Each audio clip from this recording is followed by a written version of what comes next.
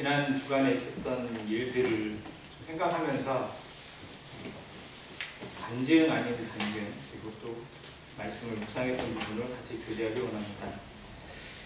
아시는 것처럼 예배당 주방 확장 공사가 한참 진행 중에 있는데 여러 가지 우여곡절을 많이 겪습니다. 금방 끝날 줄 알았던 일이 4월 한 달 내내 이렇게 꼭 공사하는 것 같고, 그 와중에 주변에서 민원까지 넣는 바람에 성도들의 마음도 상하고 또 계속 지켜보고 있는 저는 참 많이 화도 나고 또 의아심도 많이 들고, 이런 상황을 허락하신 이유가 어디에 있을까 곰곰이 생각해 보기도 하고요. 또 아시는 것처럼 민원인이 누구인지는 정확하게 알 수 없지만 대충 짐작은 하잖아요. 그러다 보니까 저는 이제 수시로 지나가면서 또 만나는 그런 경우가 있다 보니까 그 얼굴을 대하는 것에 대해서 제 마음에서 또 편치 않은 부분이 생기기도 하고, 여러 마음이 좀 미묘하더라고요. 그런 상황 가운데 있다가 주일날 아시는 것처럼 여기저기서 떡이 좀 많이 나왔습니다. 그래서 남은 떡도 좀 있고 그래가지고 떡을 이제 주변에 있는 집들이나 이런 데 좀 나눠주기로 자매랑 좀 얘기를 하고 나눠줬거든요. 근데 그 민원인 당사자도 모르지만 제가 이게 짐작하면 안 되지만 느낌에는 분명한 것 같아서 거기도 줘야겠다 뭐 이렇게 생각했더니 또 자매님이 그래야죠, 미운아이 떡 하나 더 줘야죠 이렇게 얘기를 해서 거긴 좀 더 많이 갖다 줬어요. 또 줬더니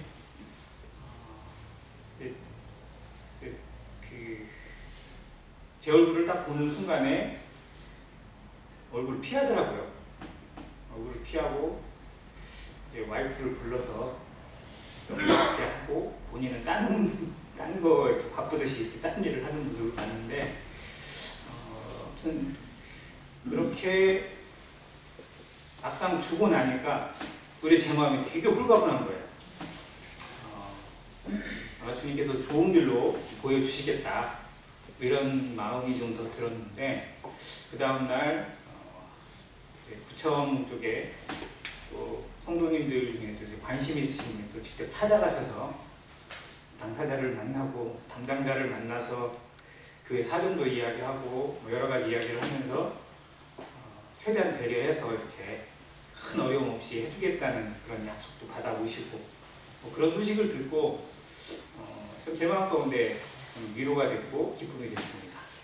어려움을 통해서 우리 마음을 좀 더 돌아보게 하시고, 또 성도들이 그것으로 마음이 갈라지지 않고 오히려 더 하나가 되어서 기도하고 또 자신의 어떤 할 수 있는 부분에서 더 하려고 하는 그런 모습이 나타나는 것을 보면서 이걸 통해서 주님이 더 우리에게 더 위로를 주시고 또 역사하시는 계기를 주시겠다, 더 좋은 마음으로 이걸 바라봤으면 좋겠다라는 생각이 좀 들었었습니다. 그러면서 잠언에 있는 말씀이 좀 몇 군데 떠오르더라고요. 잠깐 말씀을 읽고 가겠습니다. 잠언 16장 32절입니다.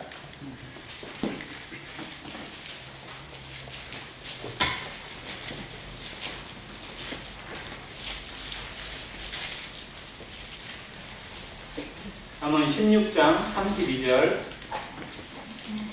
같이 읽겠습니다. 시작.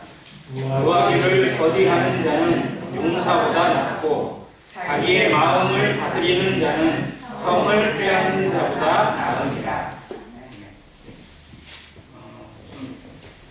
성도에게 하나님을 안다고 하나님을 믿는다고 고백하는 성도들에게 정말 이런 실천이 중요하다는 생각이 들었습니다. 감정에 휘둘리지 않고 상황 가운데 요동치지 않고 오히려 그런 상황 속에서 중심을 잡고 마음을 지키는 것, 이것이 얼마나 중요한 것, 얼마나 대단한 것인가 한번 생각을 해보았습니다. 또 다른 구절이 잠언 4장 23절에 있는데 제가 읽어드리겠습니다. 무릇 지킬 만한 것보다 더욱 내 마음을 지키라. 생명의 근원이 이에서 나느니라. 지킬 만한 것들이 정말 많이 있지만 그 중에서도 무엇보다도 네 마음을, 네 중심을 지키라고 말씀해 주십니다.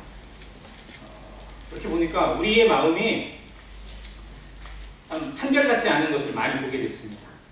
좋은 것 같은데, 평탄한 것 같고 평화로운 것 같은데 그 사이사이에 참 많은 요동이 있고 흔들림이 있고 또 수시로 무너지는 그런 것들도 있는 것을 보게 됐습니다. 사람이 마음을 지킨다는 것, 감정을 다스릴 수 있고 자기 마음을 다스릴 수 있다는 것이 얼마나 대단한가 하는 생각을 한번 해보게 됐고, 성도들이 이 시대에 살아가기 위해서 또 이 시대에 하나님의 복음의 빛과 향기를 드러내기 위해서 정말로 누구를 만나든지 이 마음이 흔들리지 않고 지켜줄 수 있는 온유함과 겸손함이 나타나기를 참 다시 한번 생각해 보게 됐습니다. 잘 아시는 뉴스에서도 좀 많이 나왔던 사건인데 한 달 좀 넘었어요.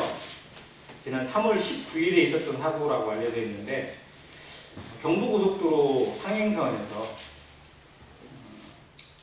50대 부부가 승용차를 타고 서울 쪽으로 올라가다가 좀 안에서 무슨 일이 있었는지는 정확하게 알 수 없지만 아무튼 부부싸움을 했대요. 차 타고 운전할 때는 운전자 함부로 건들면 안 됩니다. 조금 마음에 좀 상한 일이 있어도 자매님들 그 운전하고 있는 형제님한테 함부로 말하지 마세요. 진짜 그리고 심각한 상황이 올 수 있습니다. 근데 아무튼 운전을 하고 가다가 부부싸움을 하다 보니까 감정이 격해졌는지 어땠는지 그 고속도로 같은 경부고속도로 그 충청도 부분은 110km 속도가 올라가 있는 걸로 제가 알고 있거든요. 100km가 넘는 속도로 가던 차가 갑자기 남편이 도대체 뭔 생각이 들었는지 차를 세워버린 거예요. 고속도로에 달리다가 갑자기 차를 급정거를 해서 세워놓고 자기 내려버렸어요. 미친 거죠, 한마디로. 내리니까 와이프도 옆에서 있다가 따라 내린다고. 근데 운전석에 있는 이 기사가 1차선에서 달리다가 세웠는지 어땠는지 정확히 알 수 없지만 제가 볼 때는 1차선에 세운 것 같아요. 뒤에 고속도로가 따라오고 있어서 고속버스가 따라왔으니까.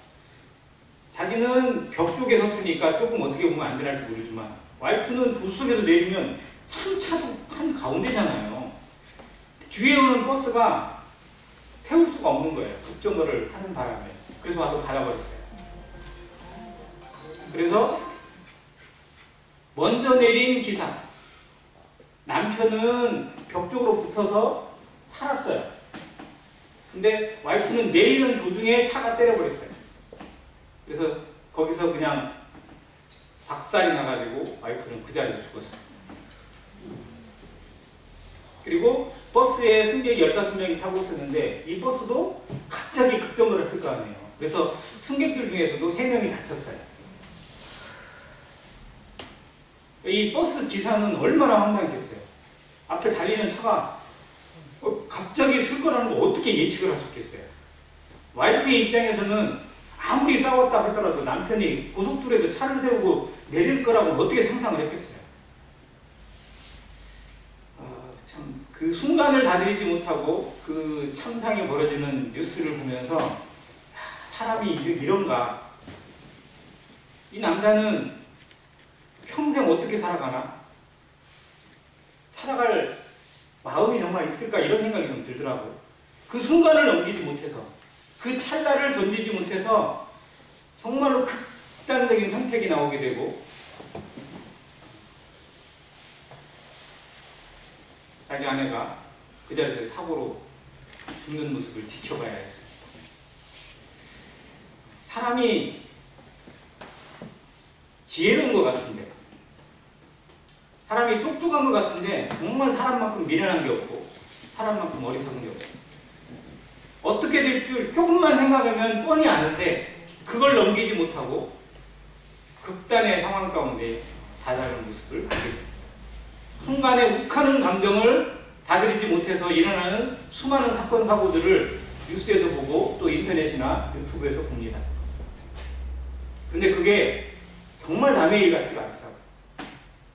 언제든지 우리에게도 찾아올 수 있는 일들이고 또 우리도 만날 수 있는 일이라는 생각이 들었습니다. 우리도 순간순간 격해지는 감정을 스스로 다스리지 못해서 정말로 안 나올 말이 나오거나 또 안 해야 될 행동이 나오거나 또 품어서는 안 되는 생각들이 나오기도 합니다. 이것이 우리의 한계라는 것을 다시 한번 보게 되고 그래서 이 말씀이 더욱 마음에 와닿습니다. 마음을 다스리는 것, 노하기를 더디하는 것, 인내할 수 있는 것, 그 상황 가운데 참고 견딜 수 있는 것이 하나님 앞에 얼마나 중요한가. 우리의 삶에서 성도의 본을 지키고 또 다른 사람들에게 선한 영향력을 끼치는 데 있어 얼마나 중요한가라는 생각을 한번 해보게 됐습니다. 그래서 오늘 마음을 지켜내는 용사라는 뜻 제목으로 교제하기로 합니다. 먼저 사람의 마음을 지킨다는 표현 중에 마음 속을 지켜야 합니다. 이 속사람을 지켜야 됩니다. 예수님께서 바리새인들에게 좀 많은 논쟁을 당하고 또 어떻게 보면 공격을 당하고 했던 내용들이 대부분 뭐였냐면 율법에도 없는데 지들이 나름대로 장로의 유전이라고 만들어가지고 이럴 때 이렇게 해라 이렇게 해라 했던 것들 자체를 예수님이나 예수님 제자들이 어겨서 대표적인 게 안식일날 뭘 하는 거나 아니면 손 안 씻고 뭐 음식을 먹는다든지. 근데 율법에 손 안 씻고 음식 먹지 말라 이런 규정이 없거든요. 자기들이 만든 거예요. 정결하게 하려면 손 씻고 밥 먹어라, 손 씻고 음식 먹어라 이렇게 만든 건데 제자들이 배고프니까 그냥 손 안 씻고 그냥 먹었나 봐요. 그걸 가지고 부정하다느니 정결하지 못하다느니 뭔가 트집을 잡고 이렇게 했었거든요. 그때 예수님이 하신 말씀이 뭐였냐면 사람의 입으로 들어가는 것이 사람을 더럽게 하는 것이 아니라 뭐라고요? 사람의 입에서 나오는 것, 즉 마음에서 나오는 것이 사람을 더럽게 한다고 하시는 말씀으로 들려주셨습니다. 그 구절이 참 여러 생각이 좀 들게 합니다. 마가복음 7장부터 보겠습니다.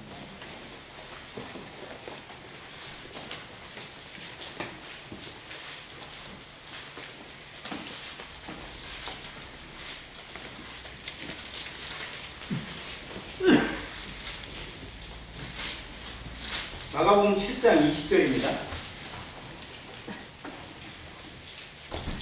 또 이르시되 사람에게서 나오는 그것은 사람을 더럽게 하느니라. 속에서 곧 사람의 마음에서 나오는 것은 악한 생각, 곧 음란과 도둑질과 살인과 간음과 탐욕과 악독과 속임과 음탕과 질투와 비방과 교만과 우매함이니 이 모든 악한 것이 다 속에서 나와서 사람을 더럽게 하십니다. 먹는 음식도 중요하지만 겉에 보이는 모습도 중요하지만 정말로 사람의 가치를 평가하는 것은 그 속에서 나오는 겁니다. 옷은 그럴싸하게 입고 정말 화장 예쁘게 하고 머리 단장도 정말 깔끔하게 신사같이 숙녀같이 아름답게 했지만 그 속에서 나오는 말이나 생각이나 이런 것들이 추하고 더럽기 시작하면 정말 더 보기가 싫어요. 근데 사람의 속에서 나오는 것들, 이 마음에서 나오는 것들이 다스려지지 못하고 다듬어지지 못하면 그 사람의 가치가 정말 형편없어집니다. 성도들은 더더욱 그렇습니다. 성도들이 구원받았다고 하는 이름을 가지고 있고 하나님을 믿는다고 하고 예배를 드리고 거룩한 모습으로 살아가고 주일날 정말 누구보다도 깔끔하게 옷 입고 남들 다 노조가는 때에 양복 입고 경건한 모습으로 하나님 예배하기 위해서 나오는 모습 얼마나 참 보기 좋습니까? 남들이 볼 때는 참 이해 안 되는 사람들이라고 그러잖아요. 그런데 그 모습으로 하나님을 섬기는 것이 쭉 계속 이어진다면 얼마나 좋겠습니까?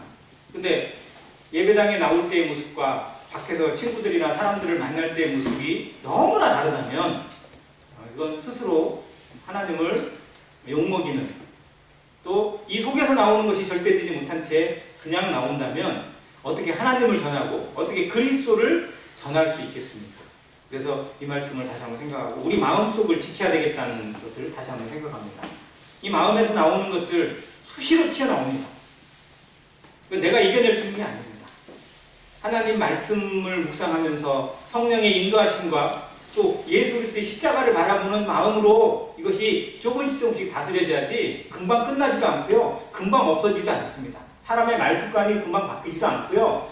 사람의 가지고 있는 그 생활 습관이나 언어나 모든 것들이 정말로 마치 고착돼가지고 쉽게 바뀌지 않아요. 그런데 우리에게 변화가 필요하다면, 내 이것이 떨어져 나가기를 간절히 원한다면 이것에 대해 결단의 기도가 필요하고요. 그것을 위한 연습이 필요합니다. 또 주님께서 그걸 도와주실 것입니다. 그래서 성도는 변화됩니다. 사람은 쉽게 변하지 않습니다. 그러나 성도는 변화됩니다. 어디 안에서? 성령의 안에서. 성령의 능력 가운데서 변화되어집니다. 이것을 우리 가운데 경험되어지길 원합니다. 조금씩만 바뀌어가는 모습들, 그의 말이 바뀌고 얼굴 표정이 바뀌고 그리고 그에 나오는 생각들이 바뀌어졌을 때 정말로 그 안에 그리스도의 영향력이 살아 숨쉬게 됩니다. 먼저 더러운 시기심이 사라져야 됩니다. 시기심을 어떻게 보면 제어할 수 있어야 됩니다. 사람의 시기나 질투는요, 어떻게 보면 자연스러운 거예요. 길을 가고 있는데 갑자기 나보다 막 훨씬 예쁜 여자가 지나가요. 그러면 자민들 마음에 어떤 생각이 드세요? 아, 아름답다. 이 생각보다는 뭐 이런 마음이 들 때가 있잖아요. 아닌가요? 아무튼 나도 모르는 사이에 뭔가 이렇게 좀 뭐 그런 마음이 생겨나요. 이건 되게 보면 그 죄를 가지고 있는 인간의 본성상 나오는 특성이거든요. 이것 자체를 우리가 정죄할 수는 없어요.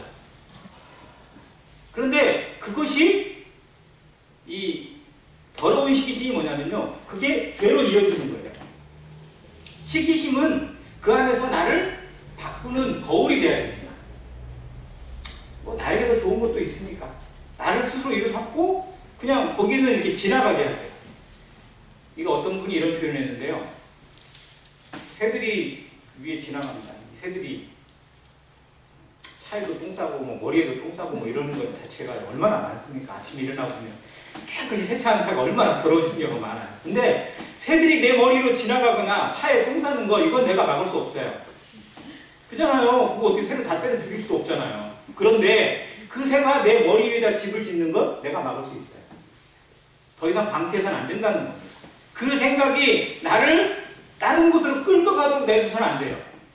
거기서 멈춰야 돼요.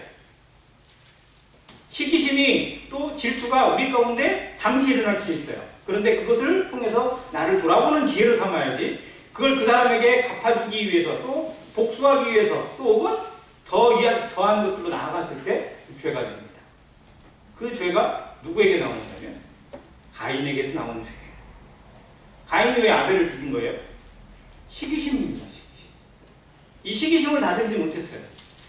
그의 얼굴이 바뀌고 그의 마음에 분노가 있을 때 하나님이 이미 그에게 나타나셔서 제어할 수 있는 기회를 주셨어요. 다스리라고. 죄가 문에 엎드린다고. 죄가 너를 원하나 너는 죄를 다스리라고. 그래서 그가 돌이키고 그 안에서 깨끗하게 자신을 바꿔낼 수 있는 기회. 그래서 자기를 돌아보고, 왜 하나님이 내 걸 안 받으셨지? 왜 난 안 된 거지? 이렇게 생각하고 자기의 문제를 찾았어야 됐는데, 나는 안 됐는데 얘는 됐어? 기분 나빠. 얘도 없애버려. 이 시기심이 결국 살인을 만들어냈어요. 이 세상에 얼마나 많은 시기심으로 범죄가 일어나는지 아십니까? 나보다 돈이 많아? 나보다 얼굴이 이뻐? 갑자기 얼굴 이쁘다고 그 사람한테 가서 염산을 뿌리거나 기분 나쁘다고 뭐 하는 이런 행동들 자체가 정말로 이게 심각한 죄의 모습입니다. 근데 성도들도 다른 사람과 나를 비교하기 시작하면 이 시기심에 의해서 멈추지 않는 질투와 욕정과 또 이런 것들이 다 올 수 있어요. 이게 다스려져야 됩니다. 그래야 서로에게 기도가 되고 서로가 하나 되는 연합을 이룰 수 있어요. 서로 사랑한다고 서로 말로는 이루지만 이 안에서 시기심이나 질투나 또 비교하는 마음이, 이런 것들이 끊임없이 일어나고 있다면요, 우리는 정말로 콩가루가 됩니다. 이런 모습 자체가 우리 마음속이 다스려야 되는 기운이고 또 탐욕이 다스려야 됩니다.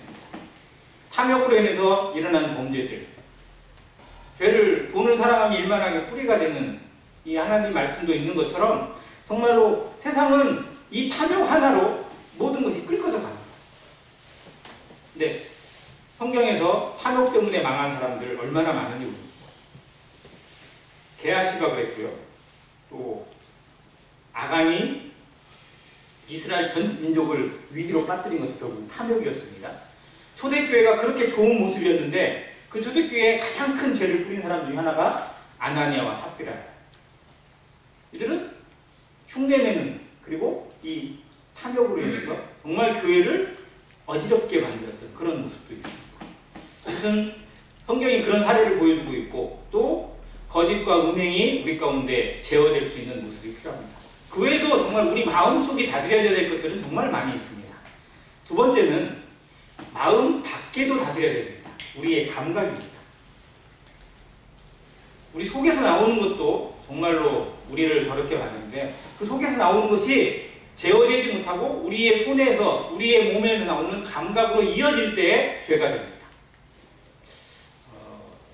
이게 어떤 표현이냐면 개구리를 실험을 했어요. 개구리가 좋아하는 온도, 물의 온도가 너무 차도 안 돼요. 그냥 적당한 온도를 좋아하거든요.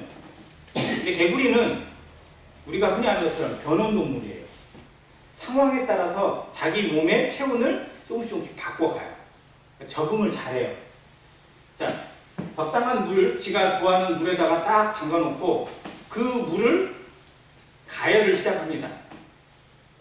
그럼 어떻게 될까요? 점점 온도가 올라가죠. 그러면 어떻게 돼야 돼요? 개구리가 거기서 계속 있어야 돼요? 나가야 돼요? 튀어나가야 돼요. 그런데 온도가 올라가는 속도가 천천히 올라가면요 지 몸도 거기에 적응을 해요. 그러다 보니까 괜찮은 거야.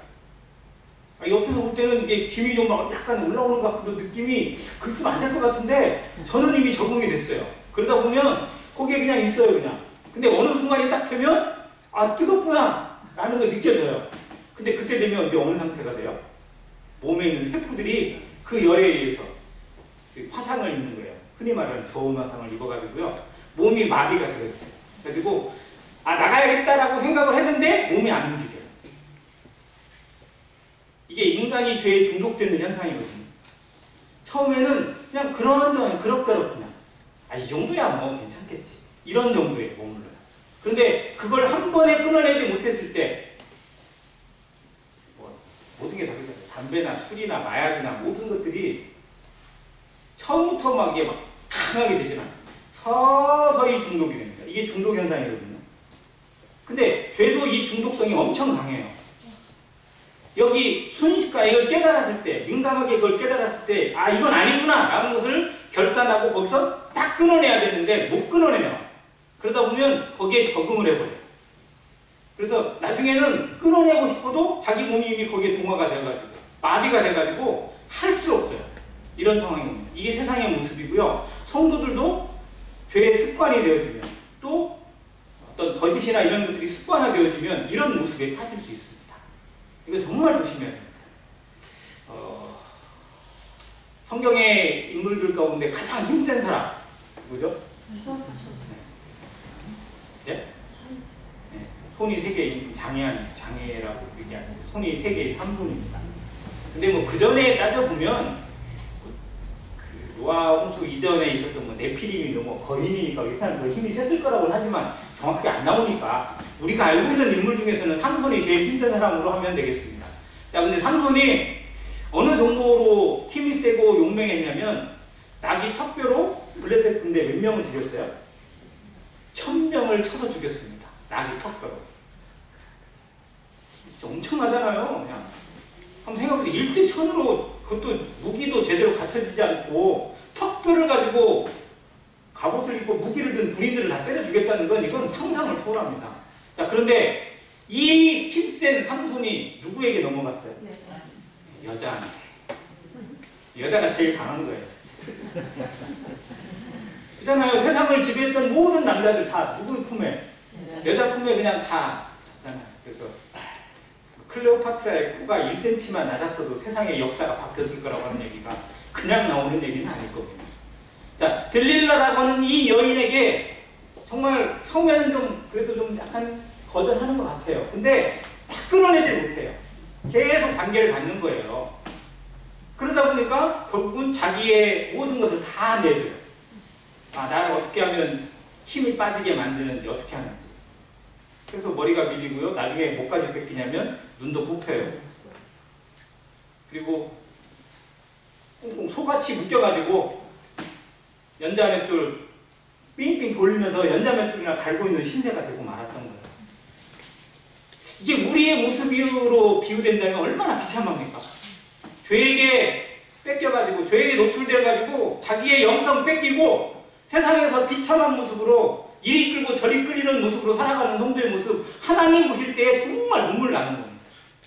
우리는 이렇게 살아서는 안 되고 이렇게 살 수도 없습니다. 그래서 우리가 이 마음 밭도 지켜내는, 감각을 지켜내야 되고요. 죄의 모습이 우리에게 임하는 것처럼 느껴지는 그 순간에 민감하게 이것을 쳐서 끊어낼 수 있는 결단이 필요하다는 겁니다. 마음을 잘 다스려야 될 상황들 자체를 보여주는 사례가 몇 있는데, 지금은 뭐 러시아가 그전에는 소비에트 연방공화국이었다가 그 전에 제정 러시아, 황제가 다스리는 러시아 있을 때 그때 잘 나갔거든요. 그때 전 세계에서 제일 부자 나라가 그 제정 러시아이기도 했고요. 그 제정 러시아의 황제 가운데 표트르라는 황제가 참 유명합니다. 아무튼 그 나라를 가장 부강하게 만들었던 황제 중에 하나래요. 근데 이 정말 어떻게 보면 제일 통치력 좋고 어떻게 보면 그 나라에 따져보면 성군이죠. 우리나라의 세종대왕에 버금갈 정도로. 이런 왕이, 이 황제가 어느 날 뭔 집을 짓고 있는 뭐 했나 이런 문제 때문에 목수를 불러다가 얘기하는데 자기 말에 함부로 말대꾸를 한 거예요. 목수가. 목수는 자기 전문 분야니까 황제의 말이 뭔가 틀렸다고 해서 자기 말을 했던 거죠. 근데 감히 내가 하는데 목수가 말대꾸를 해? 이러면서 이 황제가 좀 기분 나빠가지고 그냥 그 자리에서 목수를 쳐버렸어요. 근데 죽어버린 거예요. 그 모습을 딱 보면서 이 황제가 막 그 자리에서 정말 좀 약간 통곡하면서 했던 말이 뭐냐면, 나라를 다스리는 건 쉬운데 내 마음을 다스리는 건 이렇게 어렵구나 라고 얘기했답니다. 이 황제가. 자, 마음을 다스리는 게 나라를 다스리는 것보다 더 어렵다는 거예요. 정말 그런지는 잘 모르겠어요. 근데 정말 우리의 마음에게 참 생각합니다. 자, 이 우리나라에 있었던 사건인데요. 군대에서 있었다고 합니다. 정말로 좀 지휘관들 중에 좀 본이 되는 지휘관이 많이 있잖아요. 근데 이 대령, 연대장이었어요. 이 연대장이 정말 그 연대원들에게 또 그 부하 장교들에게 정말 신임받고 존경받는 그런 연대장이었는데, 어느 날 사단장이 갑자기 이 연대에 훈시를 와가지고 뭔가 좀 기분 나쁜 일이 딴 데 있었었나 봐요. 와가지고 꼬투리를 잡기 시작해가지고 이 연대장을 갈구기 시작했어요. 근데 어느 정도까지 했냐면 다른 부하원들이 다 보는 앞에서 조인트를 까고 대령을 따귀를 때려버렸어요.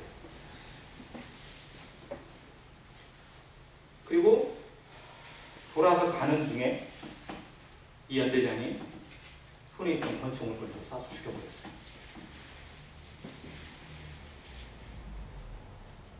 그리고 군법에 의해 회부돼서 왜 그랬는지, 왜 그 상황에서 그렇게 극단의 선택을 했는지는 이해되지만 상관을 권총으로 쏴 죽인 죄는 절대 용서될 수 없다고 가지고 사형을 받았어요. 이게 사람이더라고요. 아무튼 우리 주변엔 그보다 훨씬 더 많은 사례들을 얼마든지 찾아볼 수 있습니다.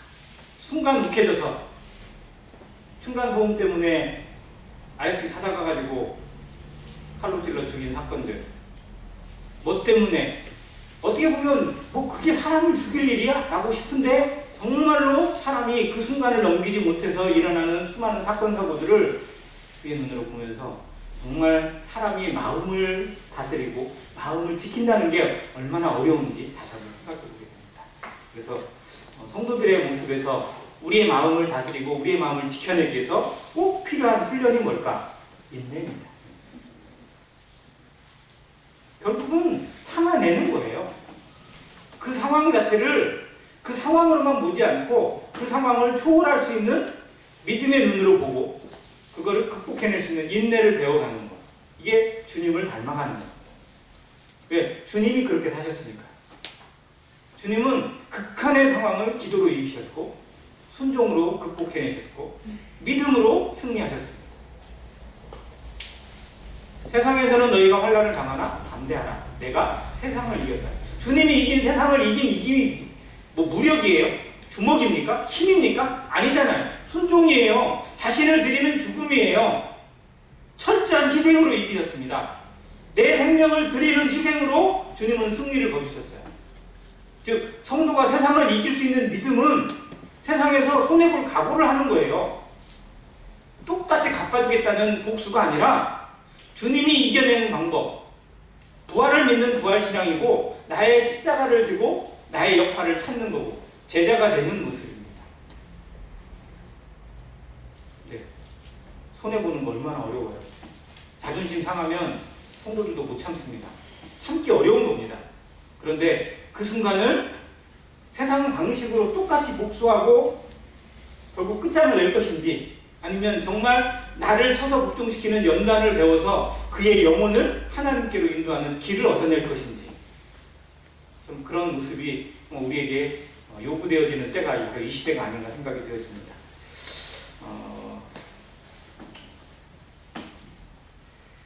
마음을 단장하는 기준을 한번 생각하면서 마치기로 합니다. 사람이 몸을 단장을 합니다. 몸 단장을 위해서 조건들이 여러 가지가 있어요. 먼저 씻어야 하고 또 화장도 순서가 있잖아요. 저는 솔직히 자매나 할인이가 뭐 화장하거나 하는 거 보면 별 차이를 못 느끼겠어요. 솔직히 뭐 기초를 바르고 뭐 하는데 좀 다르긴 하겠죠. 근데 저는 그냥 어울리면 아세요. 남자들이 제일 편하잖아요. 스킨 로션을 같이 따로따로 쓰는 것도 귀찮아서 저는 세 가지가 같이 들어있는 거 하나를 딱 씁니다. 스킨 로션 에센스 같이 들어있어요. 한 번 딱 해서 그냥 하면 끝이거든요. 얼마나 편해요. 그래도 뭐 별 차이 없거든요. 근데 아무튼 그렇게 하는 이유가 있습니다. 그렇게 해서 기초를 하고 뭐 하고 색조를 하고 뭐 하는 과정을 하는 이유가 있겠죠. 그 과정을 해야만 하는 단계도 필요합니다. 근데 그게 끝이 아니에요. 거기에 머리 단장도 하고 옷 단장도 하고 모든 것이 다 단장이 필요합니다. 그래서 단장을 하는 조건이 뭐냐면 내가 어느 곳에 가는지 내가 가야 될 곳의 상황에 맞게 해야 돼요. 어디 좀 화려하게 입어도 되는 곳에 가는 것인지 아니면 단정하고 말쑥하게 입어야 되는 것인지 아니면 편하게 입어야 될 것인지 그 상황에 따라서 우리의 단장하는 기준도 달라지고 입는 옷도 달라지고 머리 스타일이랄지 모든 게 다 달라지거든요. 자, 우리의 마음을 단장하는 것 얼굴만, 몸만 그리고 옷만 단장할 것이 아니라 더 중요한 건 우리의 마음이 단장이 돼야 되는 거죠. 근데 단장의 기준이 첫 번째 원칙이 뭐냐면 이 말씀은 주로 자매들에게 주신 말씀으로 나오긴 한데 성도에게 주신 말씀 같아요. 온유함으로 단장하라고 하셨습니다. 그 중에서도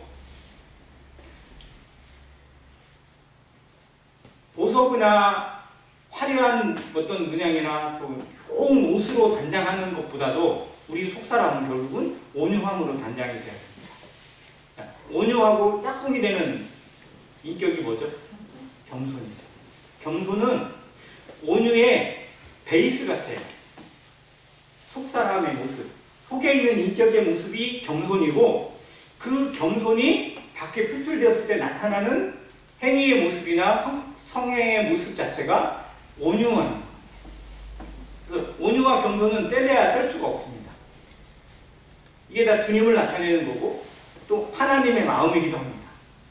우리의 마음 속에서 정말 온유함이 얼마나 배어나는지. 네. 온유를 도대체 어떻게 표현할 수 있죠? 어떻게 하면 온유한 거죠? 혹시 어떻게 생각하세요? 언제 온유가 드러나는 것 같아요? 온유함이 드러나려면 아, 이 사람이 정말 온유하구나 라고 느껴지는 때는 어떤 상황일까요? 일반적인 상황에서는요 다 그렇게 해요. 조폭도요 조직폭력배 있잖아요. 조직폭력배도 지 4살 짧으면 어떻게 해요? 좋아 죽어요 그냥. 좋은 상황에서 좋은 건요 세상 사람도 다 하는 겁니다. 진짜 온유는 언제 나오느냐? 극한의 상황에서 옵니다. 참을 수 없을 때 참아내는 힘이 온유입니다. 더 이상 못 참아! 근데 세상은 그렇게 하고 거기서 그냥 때려 부시고 주먹 휘두르고 칼을 휘두릅니다. 그런데 성도는 그 상황을 온유함으로 이겨낼 수 있습니다. 주님이 그렇게 하셨습니다. 그래서 우리에게 극한의 상황이 자주 찾아옵니까? 정말 견디기 힘든 상황들이 왜 이런 상황이 오는지 모르겠다. 그러면 나에게 온유함을 시험하시는 과정이라고 보시면 됩니다. 우리가 그게 필요하니까. 그걸 통해서 우리가 이루어야 될 열매가 있고 향기가 있고 거두어야 될 영향력이 있으니까 그 상황을 허락하신 것이라고 보면 됩니다. 나를 힘들게 하는 사람이 있으니까 그 사람이 나에게 훈련 도구입니다. 그리고 두 번째는 선행으로 단장되어야 됩니다. 악을 갚지 말고 선으로 악을 이기는 모습이 교회이고 성도입니다. 아까 처음에 온유인 것처럼 여기서도 마찬가지입니다. 그래서 이 교회는 훈련장입니다. 훈련장. 우리는 완성된 사람이 아니에요. 계속 주님을 닮아가기 위해서, 주님을 배우기 위해서 훈련을 거치고 있는 훈련병님들이에요. 내가 완벽한 어떤 막 숙련공이나 어떤 그런 베테랑이 아니라 정말로 지금도 뭔가가 필요한, 다스림이 필요하고 훈련이 필요하고 뭔가 또 연습이 필요한 사람이구나라는 것을 이 교회에서 배우고 또 그 가운데 말씀이나 기도나 교제 가운데서 이것이 깨달아져서 아, 내게 부족한 것도 이런 건데 아, 저분은 참 나에게 없는 것이 있구나. 이게 서로 교제가 이루어지는 거잖아요. 그러한 모습 자체가 우리에게 필요합니다. 세 번째는 이 마음이 다스려지는 마지막 과정 중에 하나인데 순종입니다. 순종으로 내 마음이 다스려집니다. 즉 자신을 쳐서 복종시키고자 하는 마음이 될 때 이 마음이 다스려집니다. 순종이 얼마나 어려운지 아시죠? 일반적인 상황에서는 다르죠. 근데 항상 꼭 넘지 못하는 벽이 생기더라고요. 넘어서지 못하는 턱이 있어요. 그 상황만 오게 되면 그냥 막 터져나오고. 그러니까 이 한계를 생각하고 그냥 넘어갈 때마다 이걸 생각을 해야 돼요. 아, 내 한계가 여기구나. 이 상황이 또 걸렸구나. 이걸 커트라인을 어떻게 하면 내가 좀 더 넘길 수 있지? 어떻게 하면 좀 더 레버리지를 올릴 수 있을까? 이것을 고민하고 기도해야 됩니다. 왜? 믿음의 선진들이 그걸 극복했으니까요. 처음에 믿음의 선진들 누구나 다 괜찮은 사람이라 우수한 어떤 그런 수준이 아니었어요. 믿음의 조상 아브라함도요. 처음엔 어느 수준이었어요? 목숨 위험해지니까 자기 마누라를 누이라고 속여가지고 왕한테 갖다 바친 비겁한 남자였어요. 어떻게 보면 정말 창피하잖아요. 그런데 그런 아브라함을 하나님이 걷어차지 않고 계속 붙드시고 훈련시키셔서 나중에 어떤 사람도 됐어요? 자기 아들 독자 이삭을 모리아 땅에 가서 번제로 드리는 일에 주저하지 않고 순종할 수 있는 믿음의 사람이 되게 하셨어요. 하나님이 우리를 어디에 쓰실 것인지, 어디에 활용해서 드러낼 것인지 우리가 지금 받고 있는 훈련에 따라 결정되어집니다. 어떻게 순종하느냐에 따라 결정되어집니다. 내가 받고 있는 이 상황 가운데 나는 어떻게 순종하고 있고 어떠한 모습으로 말씀 앞에 굴복하고 있는지, 이것이 내가 어디에 쓰임 받을 것인지를 결정해주는 기준이 될 것입니다. 이것을 생각하면서 정말 우리의 마음이 말씀으로 기도로 다스려져서 다듬어져서 마음을 지켜내는, 또 마음의 평강을 지켜내고, 제가 좀 좋아하는 말씀인데요. 주께서 심지가 견고한 자를 평강의 평강으로 인도하신다고 말씀드립니다. 우리의 심지가 정말 예수님처럼, 그리고 믿음의 선진들처럼, 바울처럼 견고한 그런 안행교회 성도 되시기를 간절히 바랍니다. 감사합니다.